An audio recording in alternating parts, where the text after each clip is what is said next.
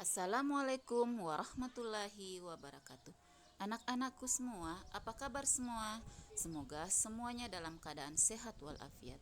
Anak-anak, hari ini kita akan belajar tentang hukum halal dan haram makanan. Yang pertama yang akan kita bahas adalah definisi halal dan haram. Halal adalah segala sesuatu atau kegiatan yang diizinkan atau dibolehkan oleh syariat Islam untuk digunakan atau dilaksanakan.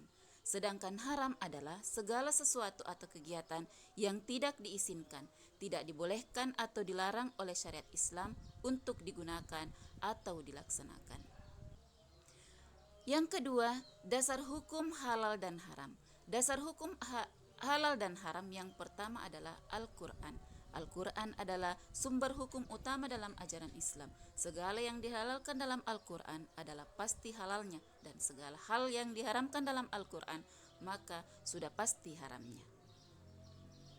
Dasar hukum yang kedua adalah Al-Hadis atau Sunnah, berfungsi menjelaskan hal-hal dimaksudkan oleh Al-Quran, menerangkan hukum-hukum yang tidak tersebut secara jelas dalam Al-Quran, dan merinci hal-hal yang dinyatakan secara umum dalam Al-Quran. Dasar hukum yang ketiga adalah ijtihad.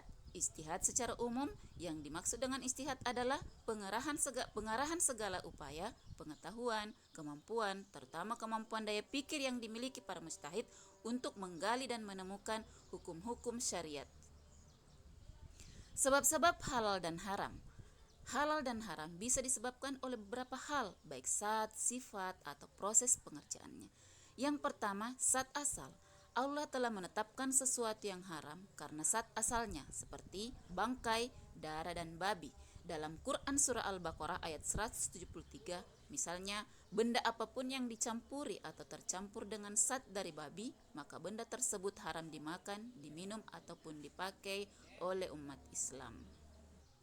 Sebab yang kedua yaitu dari sifat asal, perbuatan dan sikap yang sifatnya buruk, mencuri, menipu, judi atau syirik diharamkan oleh Allah, walaupun dengan niat, cara dan hasil sebagus apapun tetap haram. Misalnya uang yang diperoleh dengan cara mencuri dihukumi haram meskipun diniatkan uang tersebut untuk membantu fakir miskin.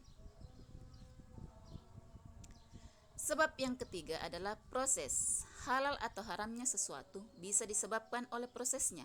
Proses pembuatan, pengerjaan, atau cara mendapatkannya akan menentukan hasilnya halal atau haram. Misalnya, semua hal atau barang yang berasal atau mengandung unsur babi, walaupun dibuat, diolah, dikemas, dan dikerjakan dengan sebaik apapun, tetap hukumnya haram.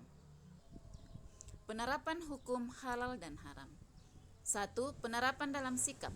Membiasakan penerapan halal dan haram dalam kehidupan sehari-hari, yaitu dengan cara mulailah dari sikap mengakui dan meyakini bahwa hukum halal dan haram ditetapkan oleh Allah untuk kemaslahatan seluruh makhluk.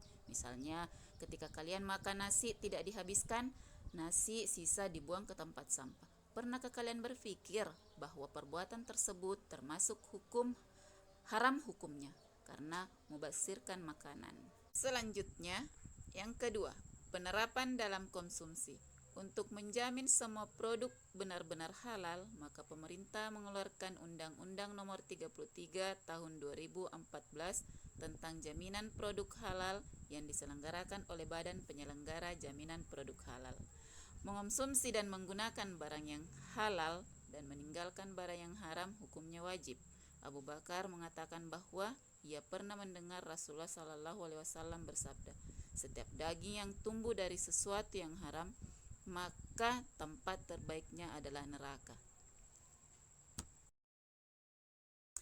Nah, demikianlah anak-anak materi tentang hukum halal dan haram. Semoga materi yang ibu berikan anak-anakku dapat memahami. Demikian, assalamualaikum warahmatullahi wabarakatuh.